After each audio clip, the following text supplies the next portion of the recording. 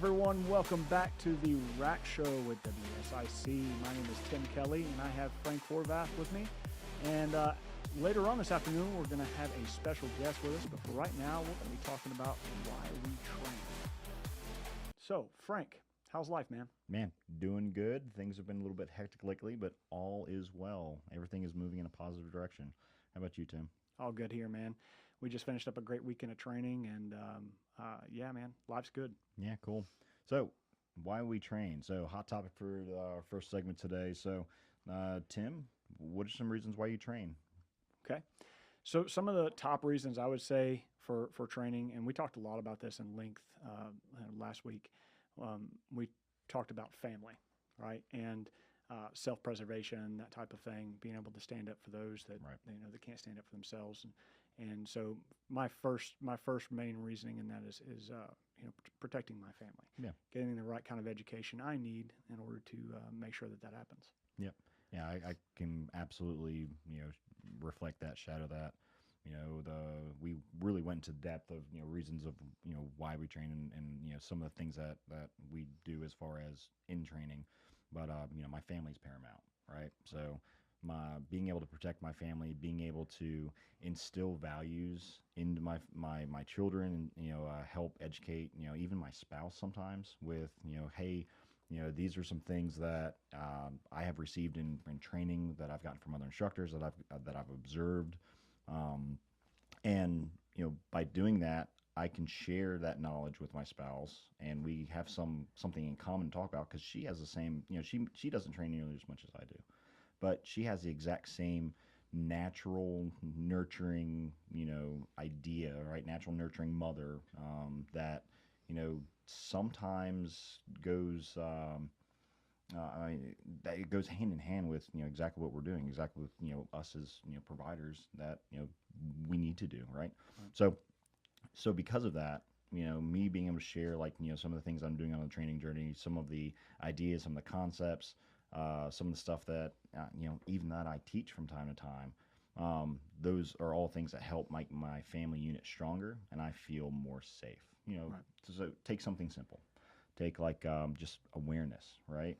Being able to keep your head up and be attentive and be able to look around at surroundings and not be buried inside of a device. It's one thing for the kids to do that.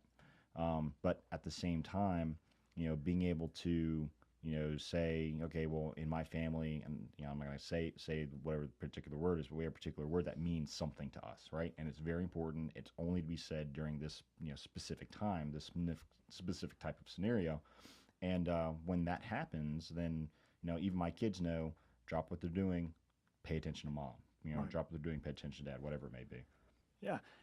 I think a lot of people get caught up with the word training, and they automatically, especially in our community, they get kind of sucked into, okay, well, we're going to be talking about firearms. We're going to be talking about gunslinging stuff and that type of thing.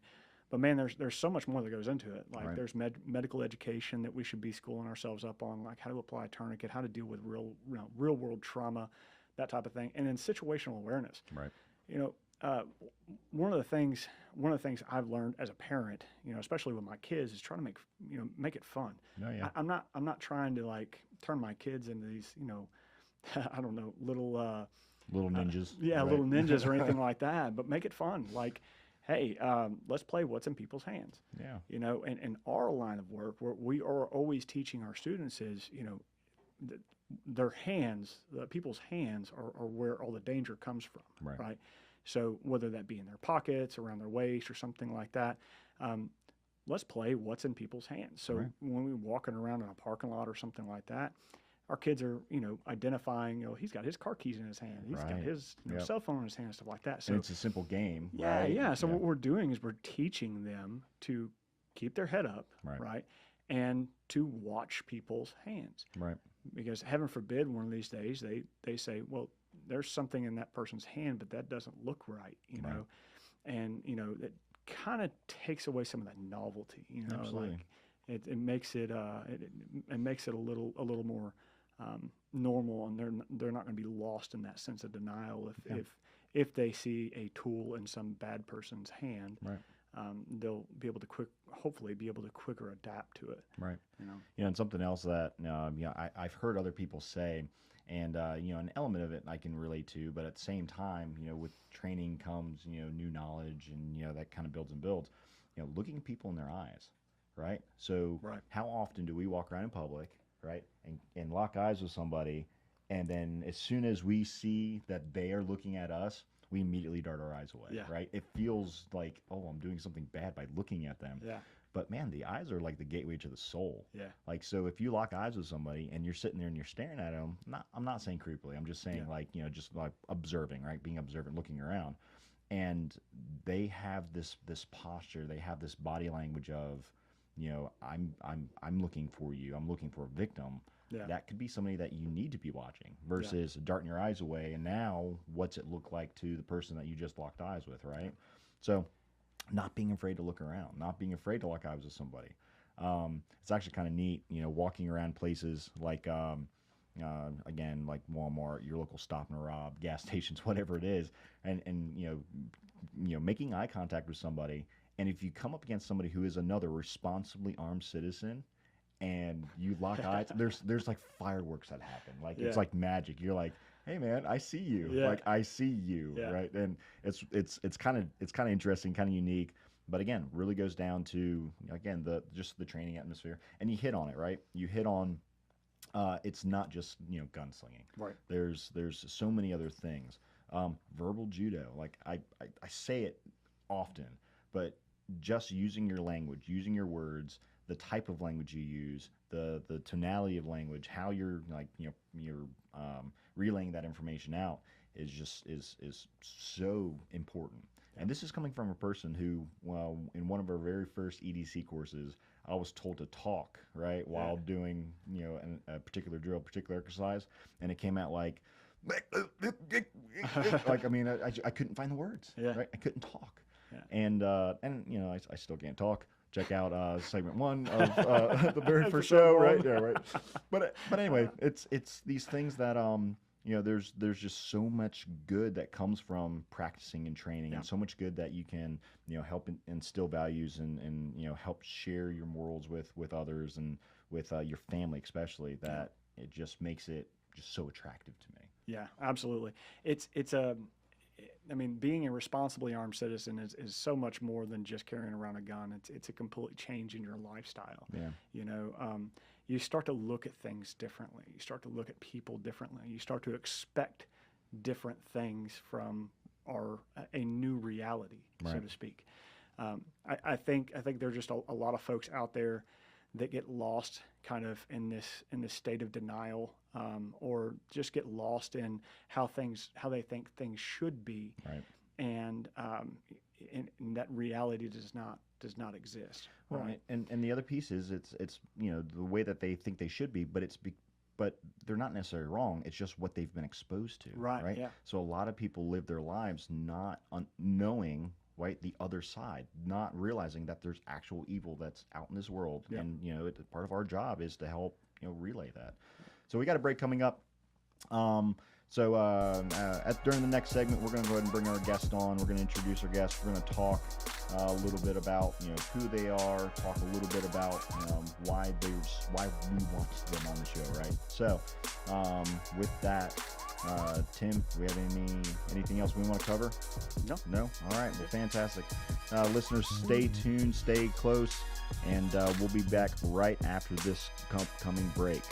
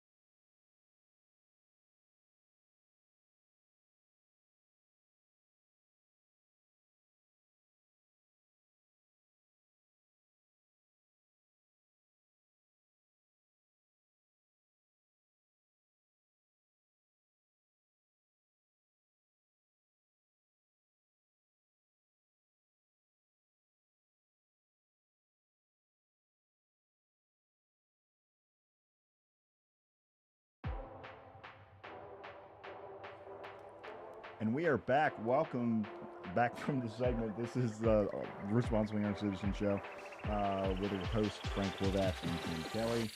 We have a very special guest in studio with us, Miss Demi Kazet. Is that right? Did I say that right? All right, good. I butcher it. So, first things first, Demi, I have a very serious question for you. Why Justin? I mean... he obviously did very well and, fished way upstream. So, like, how did this happen? Oh, he is the greatest person in the whole world. And actually, I went against my own better judgment. We actually were set up on a blind date, and I didn't want to meet him. Yeah. And our friends called him anyways and put him on the phone, and that was all she wrote. Here we are. Fantastic. 10 years, 2 babies. That's cool. That's cool. I do it again. 10 years? It was 10 years? Yeah, 10 years in December we were married. So actually we've been together for 12, 13. That's interesting. So Yeah. my wife and I are celebrating our 10-year anniversary this year. Happy 10 years. Yeah, likewise. Cool. All right. Let's back up. So let's get serious. We had a conversation, full disclosure. Tim and I came into the studio. We were talking about Justin with some things. Demi popped in and brought lunch or something like that. Just came to say hi, and we started to have a conversation. And it was one of those conversations that after Tim and I looked at it and said, "I wish that was recorded." It was good. So we're going to back up a little bit. We're going to ask some questions of Demi as far as her point of view. Full disclosure, she has not trained with us. She hasn't done anything. This is, all of these views are completely her own, and we just want you to be raw. Just be honest, whatever you feel like sharing. You got the right person. If there's something you don't feel like sharing, just say, pass. That's fine. All right. So let's get into it. So, Tim? Sure. So when we first spoke, when we first got to meet you, you were telling us that you were a teacher. Yeah. Could you tell us about that a little bit? Yeah, What so exactly you I've do? been teaching for 11, this will be my 11th year. I teach kindergarten. I have for 10 of the 11 years. I taught first grade before that. I was in Uptown for 5 of those years, and I've been here in Huntersville for 6. Yeah. Yeah, I'm at Lake Norman Charter. Yeah. It's a wonderful school, and I love what I do. Cool. Yeah. So what do you like to do for fun? I like to spend time with my family, and this summer I've been walking a lot, trail walking, really just hanging out with the kids and Justin, and the lake is a big thing that we like to do. Yeah. Yeah. I can relate We're to all that. foodies. We like food. We like going out for food. And Awesome. yeah. All right. So and you know what it is we do, right? Yeah, You I do know what you do. We're in the firearms training side of things, right? Yeah. All things responsibly armed citizen. So have you ever given, self-defense any thought? You have a background in any martial arts that we are not aware of? I like kickboxing. All When right. Yeah. pre-babies, I liked doing kickboxing for fun and for really just exercise. But I've always been curious about self-defense. I'm small. I'm a woman. Mm-hmm. And yeah, so it's always been something on the back of my mind. Okay. Yeah. And so... But I've never pursued it, I guess, besides kickboxing, which Right.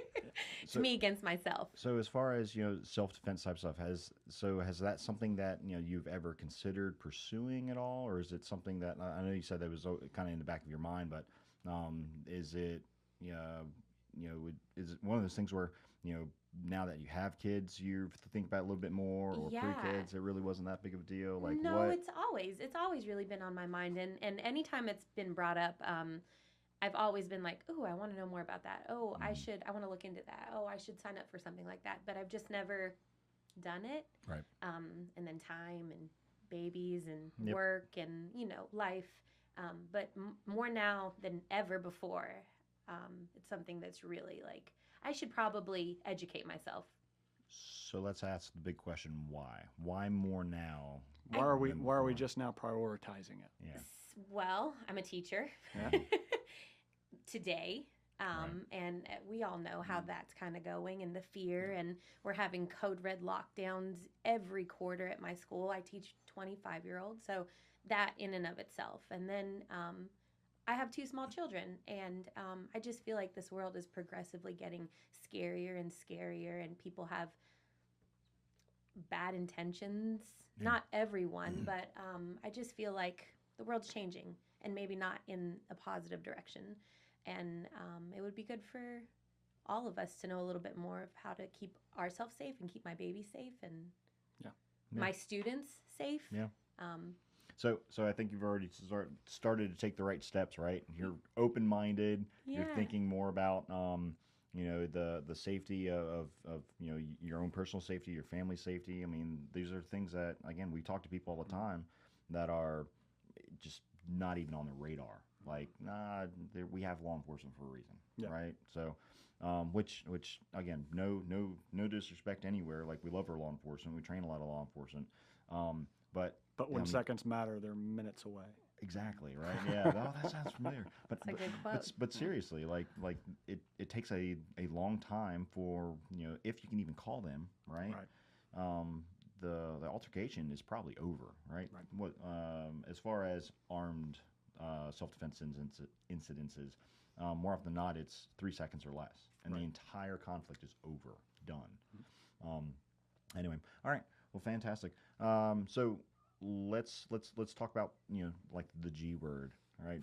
So firearms, things like that. Yeah.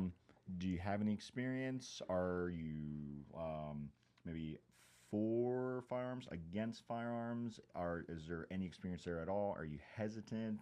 Fill us in. Yeah, so I am for firearms.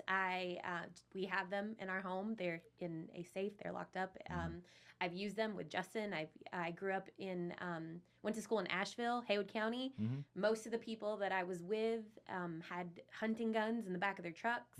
That recreationally they hunted. So I've been around it forever. I don't know how to use one. I can do it with guidance. Right. But if you were to hand me a gun right now, I'd probably be very afraid. So that's not going to happen. We just want to make sure that's Yeah. All that to say, I just don't know much about them, but I've been around them for most of my life. Yeah. Yeah, and I would say that, I mean, that's a pretty regular comment. Yeah, that's it's something really that common. that's something that we hear pretty regularly. We went through and developed a program, really because of, those statements, right? Because of, I've grown up around them. Yeah, but again, you're doing things the right way. You're saying all the right words. At least you're open-minded about it. At least you're willing to admit that, you don't necessarily have the experience or don't necessarily have the know-how of, if you have a gun in your hand right now, how you'd be able to effectively use it. A lot of people that we talk to don't share that. They don't share that same ideology. You're like, oh, I've been around guns my entire life. I know how to use one. And then you get them out on the range. You're like, woo, let's go back to square one. And it's not because, well, it's a couple things, right? So the attitude that they have is the biggest barrier. That's the biggest problem. And then if they do something unsafe or they attempt to do something unsafe, and you stop them and say, hey, man, we're not going to do things like that in this particular way. They get offended, the ego gets a little bit bruised, and then they'll make their own decision from there. But I mean, there's a lot there to consider. So I want to hit on this word you just used, afraid. Why would you be afraid if there was a firearm present here in front of you? Why would that make you nervous or afraid? Well, because there's a lot of negative associations with it. I'm a teacher again, so even thinking about my students and just the way that my mind has been, if there was a gun in a situation that's not for good in what I'm involved in. Right. And I don't know how to use it, and it can hurt someone and in a very bad way. And so, and if it's there and it's not mine, my thought is that somebody else is going to use it to possibly hurt me. Sure. Your mind goes a mile a minute, and if it's a weapon, it's a tool, but I don't know how to use it. And so I feel like I've got the all right lesser hand. What's the word? You've got the upper hand. If I'm going to make a very bold assumption here. Okay. I'm assuming you don't have a lot of experience behind a chainsaw. No, that's a good assumption. There we go. I did know the one. I was not prepared for I didn't have a backup plan there, but okay, good. So you don't have a whole lot of experience with a chainsaw. No, I don't have. All right. So if I put a chainsaw on this table in front of us. You know what those look like? Yeah. Okay. You know what they're capable of. Mm-hmm. You know that they're a tool, Mm-hmm. and they have been and can be used as a weapon, Mm-hmm. right? Would you still have that same nervous or fearful? Yeah, I would, because would, why really? would there be a chainsaw in the middle of a radio station table? I would like to introduce you to Frank Yeah. Horvath. Maybe not as much. Okay. Okay. Maybe I wouldn't be as fearful because, so going back to my line of profession, Mm-hmm. I'd be like, what, are they going to do a magic trick? Yeah. Then Is saw this down the a tree, Halloween what's this- stunt? Yeah. Right. Do you Okay. do like, haunted mazes in October? Sure. I think the point I'm trying to make there with that is the stigma that's attached to firearms. Yeah, and maybe that that's often, part of. Yeah, this often slows down or makes someone hesitate to get into training, to become educated in firearms, because there's so much negative negative connotations and negative stigmas that are attached to the word gun. I mean, when in reality it's just another tool, just like a chainsaw. Right. And I feel like a lot of people, I mean, they're basing a lot of their opinions subconsciously, right, off of TV, For media, sure. Yeah, news, that type of thing. And that often interferes with those first steps. Like, I really want to go and educate myself on this subject matter, and they don't want to because they're afraid of it, right? And a lot of it just has to do with this unnecessary fear of an inanimate object. Right. So, kudos on you for stepping up to the plate, opening up your mind. I'm and eager to getting into it. learn.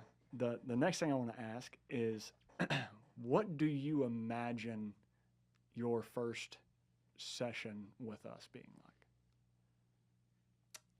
Like Lone Star, where you walk in with the holster. No, I'm Yeah? just I'm just kidding. I would imagine that you guys we would look at a gun, look at the parts of a gun, Mhm. figure out if it's loaded, how to check to see if it's loaded, probably how to make sure that it's safely locked. Okay. Those are all great assumptions. I'll tell you what, let's talk about it a little bit more when we come back from the break. You're listening to the Responsibly Armed Citizen Show. We're joined with Demi.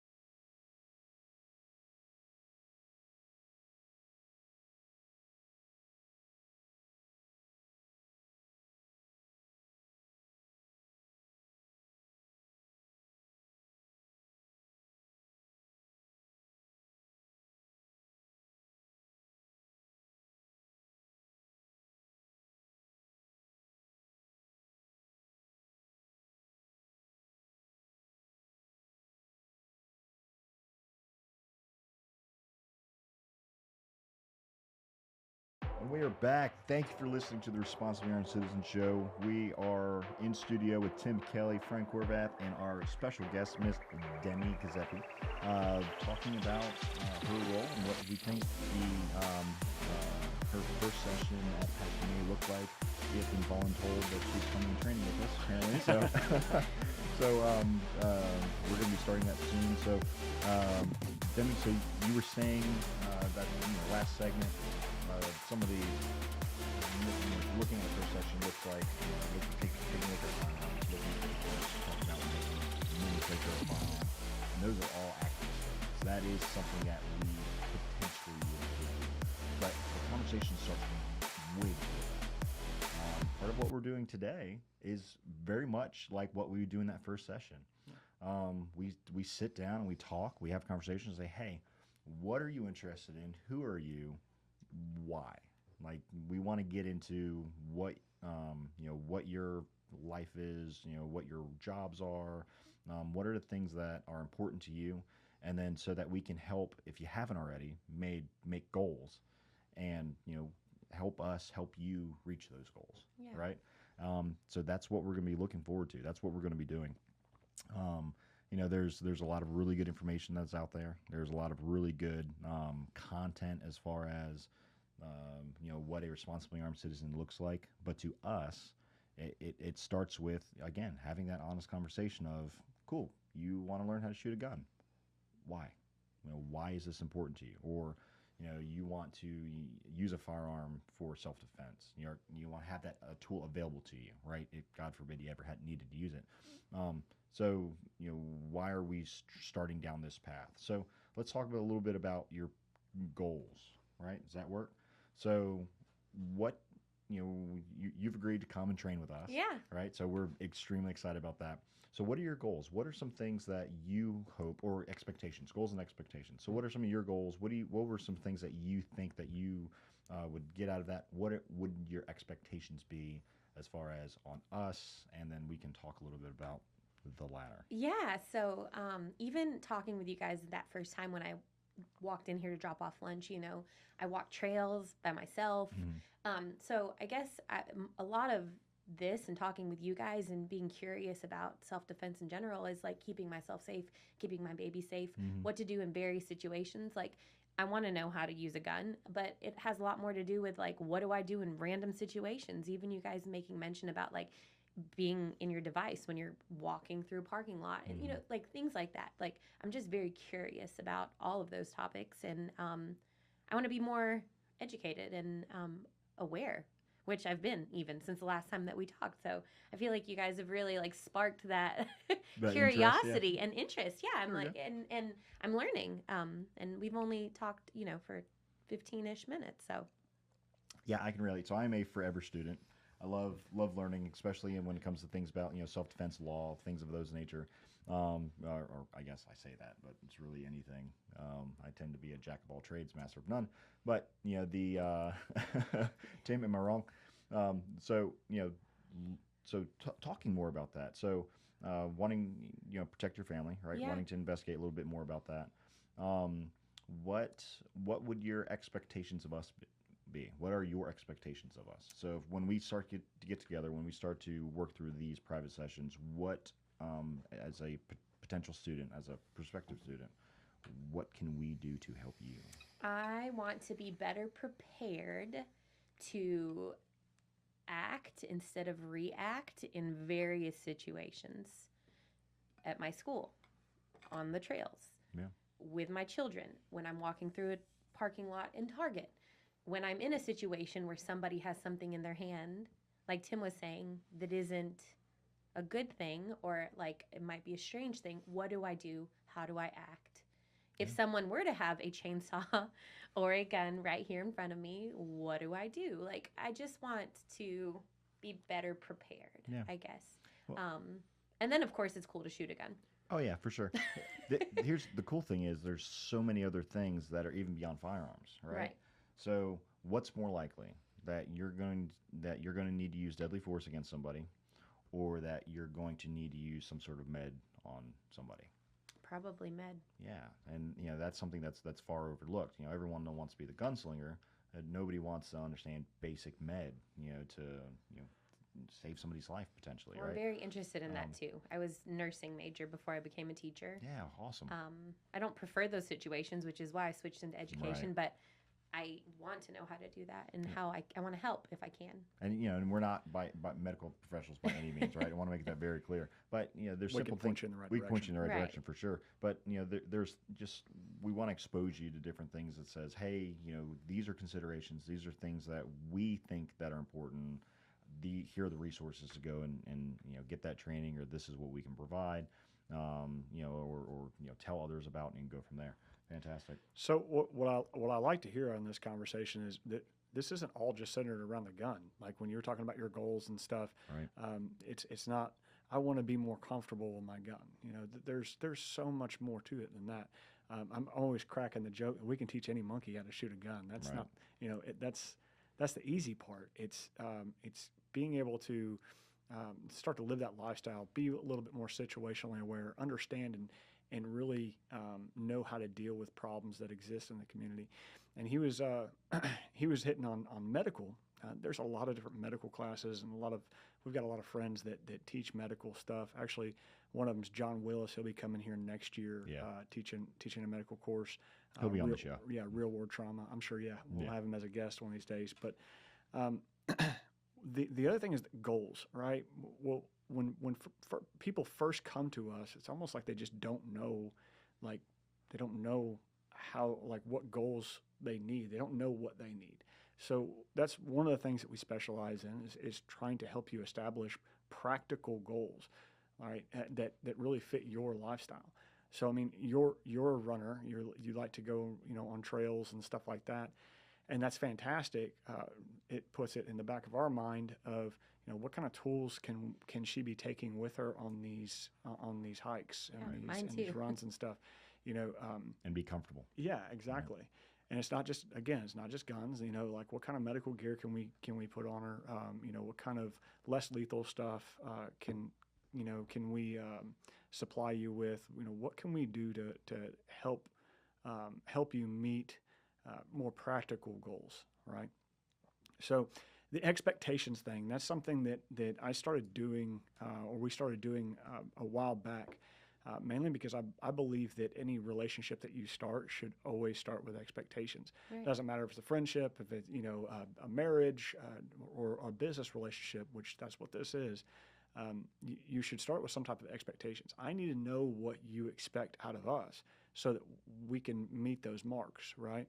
And at the same time, you need to know what we expect out of you. Right. That's what makes this process so much more efficient. Right. So you said your expectations were to help you learn and grow. Those are rather broad. Could you hit on just like some more like pinpoint something? Okay, so I liked how you said situationally aware. Mm-hmm. So my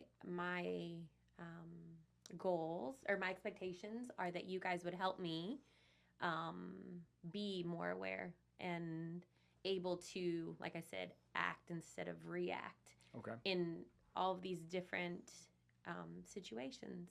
Okay, I think we can do that for you. Yeah, that's definitely one of the things that we first start covering is reaction versus when you're dealing right. being proactive and dealing with specific scenarios. But we have some expectations of you. The first one's to be as careful as you possibly can be with the understanding that safety is a skill set. You know what I'm talking about? Safety being a skill set. Yes. Mm-hmm. Okay. So safety is a skill set. It is not something that you're born with. It's not something that's embedded in your DNA. You have to learn these safety skills. You have to learn how to safely handle a firearm, Right. safely handle a can of pepper spray, or properly use a tourniquet. So be as careful as you can be with the understanding of safety as a skill set. The next one is keep an open mind, which you're doing a great job with Thanks. already. Fantastic. So, right. So there may be some things, that may be contradictory to what you've learned elsewhere. Just know that we have your best interest at heart. Don't be afraid to ever ask us why. Okay. Right. But at the same time, just keep an open mind. I'm good at that. Yeah, I'm good at why. we love those why Yes, questions. absolutely. We had a student. This was pretty early on in the business that it doesn't matter if he's heard it for the 1,000th time. The very next word out of his mouth, very next question out of his mouth was why. And at first, that really frustrated us. I'm not gonna lie. Yeah. Like, it was frustrating. It was like, man, I don't want to work with this dude because we're gonna spend 30 minutes talking about the whys. We're not gonna talk about. But man, do I value that today. Yeah. Big time. I mean, it gave us a hundred different ways of saying one thing. You know, right. it helped us, you know, better explain what we're Right. trying to get across. Well, it also helped like reinforce, well, this is what I believe, and this is why I believe, and I'm able to dictate that more clearly. Yeah. That if I didn't have those why questions, I wouldn't. So Yeah. same thing. I know I've said it before. I really enjoy. I love being that forever student. I love asking why. I love hearing the 1,000th way of saying the same thing over and over again. But yeah, I digress. Go ahead. Sorry, Tim. Continue. That's all right. No, the last one is just follow instruction. Try Right. not to get ahead of us. You know, try not to get behind us. You'll do just fine if you can do that. Just be teachable. Right. I think the one thing that I should probably start adding, and I took this from our good friend Zach. He says he expects you to have fun because he doesn't think Yeah, the learning that's a good process one. doesn't think the learning process is actually complete without you actually having fun. I So agree with that. when we get out there, you'll see it is a very fun environment. It is a very relaxing safe environment. Yeah. And most folks that come to us, they often like to compare it to that of like a therapy session. Okay. Like there's always this joke about range therapy, but it actually, we've seen that come to life out there where people just feel at ease, Yeah. and they can be themselves. If they need to air something out, they can air it out. Being able to build that relationship with a individual trainer, it kind of makes the learning process so much easier. And you can laugh and joke around and still be serious at the same time. Yeah. So, And you'd be surprised at the amount of people that come out and train with us that talk about like the range therapy that will come out, show up, right? They'll pay for their session, whatever it may be, and then we don't fire a single shot, Yeah. right? We just talk and we hang out and we're Yeah. we're communicating and they're learning and they're bouncing things off of us and back and forth. It's really unique. Like it's really Yeah. something special. Like I said, I can definitely relate to that whole therapy thing. The ability to be able to get together and to get out, right? Get out of the house, get out of your normal routine, and to practice something and to do something that you really are passionate about, or something that you think that will help your family. That's something that's really interesting. We got a break coming up. Right after the break, Miss Demi is going to join us. We're going to talk about our competency of the month, and we will be right back.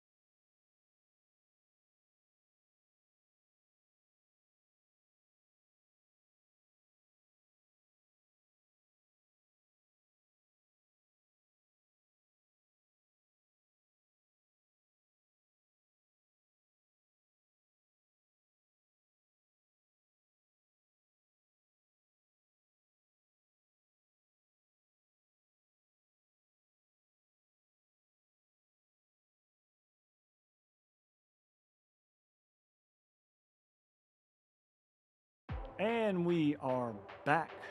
And I have Frank and Demi here. Welcome back to the Rack Show. We are going to talk about our competency of the month. Frank, what's our competency of the month? Competency of the month is handling third-party encounters. Are we going to do you get involved in third-party counters? Is it a good idea? Is it a bad idea? Does it matter? I don't know. What are the different considerations, that type of thing? So our competency of the month started out as an in-house like cadre development type thing, so that we have quite a few other instructors and apprentices that participate in a lot of our training at Apache. And we wanted to try to challenge them with some just different topics that they really need to be considering as trainers. And we thought it would be a great idea to share this on the show and talk with some of our guests about it and use it as a way to try to help educate the public about some of these different considerations that really aren't often talked about, right? And for the majority of the community, self-defense means you go to a karate class and you take a concealed carry class.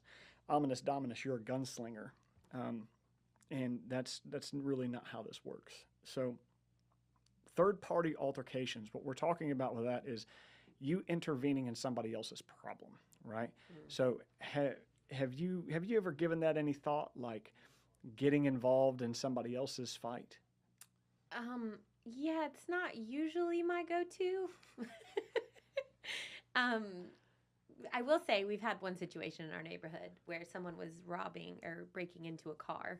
Yeah. And Justin was very quick to get involved in their situation. And I was very quick to say, no, don't. Call the police. Have them help.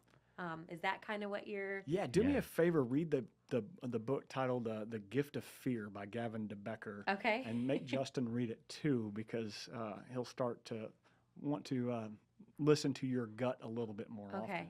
Right. What you did was probably the right thing. He's got a trying ring to stay video. out of it, He's right? got a ring video if you ever want to see it. So I'm not going to throw you to the wolves and insert you in a whole bunch of scenarios without at least offering you a little bit of education in it. I want you to think for a moment what your mission is. All right, and this could get pretty deep. You think about what is it what's the reason why you're considering taking your self-defense into your own hands, right? At the end of the day, what is your end goal? No matter the altercation, no matter the circumstance, what is your mission? You want me to answer that? Yeah, sure. My mission is to keep myself and my loved ones and the people around me safe. Okay. And out of harm's way, I guess is. Okay. Yeah. All right. In all situations, at home, at school. All right. Yeah. The next one is what expense? Like, what are you willing to? We'll start with that. What are you willing to sacrifice to make that happen? If it's to keep my baby safe, everything. Yeah. If it's to try to keep, like the car thing, it's not worth. It's not worth me hurting myself or. Sure. So yeah, I guess it just depends on the situation. Right. A lot of times, especially when we talked about this on the last show, a lot of times with the third-party altercations, people tend to get emotionally attached to certain things, right? So they see something happening with a woman being beaten and battered or something like that, and that happens right out in front of them, and they say, I got to get involved. I got to jump in on this. Macho, it's gold time. Man. Yeah. I can't allow this to unfold in front of me. And it turns out that you end up losing, and just because you intervene, maybe you did save that person, right? And maybe you give them an opportunity to run away and go get help, but in the meantime, you were either badly injured, like seriously injured, or killed in the process. At the end of the day, you didn't meet your end goal. So we have to start asking ourselves, before we enter into anybody else's altercation, what skills do I have, right? Do I have the tools to utilize those skills effectively? And if so, what are my chances of meeting my mission if I do get involved? And that's a really hard thing to do right there, then, and in the moment. is just to ask yourself all of those questions and get involved. And we're not even talking about the legal aspect of that, right? Right. So I mean, so that's a whole nother can of worms. You know, we're talking about, you know, third-party encounters. So let's say that you do intervene. Let's just say that you do decide to, you know, get involved in this conflict that's unraveling out in front of you, and let's just say hypothetically it goes to deadly force. Do you know the entire story? You know, from beginning to end. You know both parties that are involved. You know everything that happened. You know the backstory. You know, there's neighbors feuding. Whatever it is. You know the staying out of the legal system, right? Staying out of harm's way. Staying out of making sure that you're able to complete that mission. Again, that falls back on that side too. So I mean, it's going to be really hard to care for your family if you're in jail. Right. I mean, there's so many other things to consider, just above and beyond you yourself and your own means. I mean, there's a lot of gray that's out there. Right. Yeah, I mean, one of the hardest conversations you ever have to have with somebody is kind of waking them up to the reality that this could happen to you. Right. This could happen to you when you have your kids around you. Right. These types of things happen every single day, all across the world. Evil exists everywhere we go. For sure. There's no way to tell if that's going to happen in front of you or not. And I feel like it's better to be prepared for that just in case. One of the more recent stories that often comes to mind is that stabbing that happened in a children's park. Right. And for Frank and I, this is something that we have to research, right? We have to look into that and extrapolate all of the details of it so that we can better prepare people like you and other responsibly armed citizens to, keep themselves from having to deal with it in the same manner that somebody else did. And one of the things that really stood out to me in that video, and it was really hard for me to stomach, was the constant no, and like they're just saying no, stop. And this goes back to we were talking earlier during break about our kids.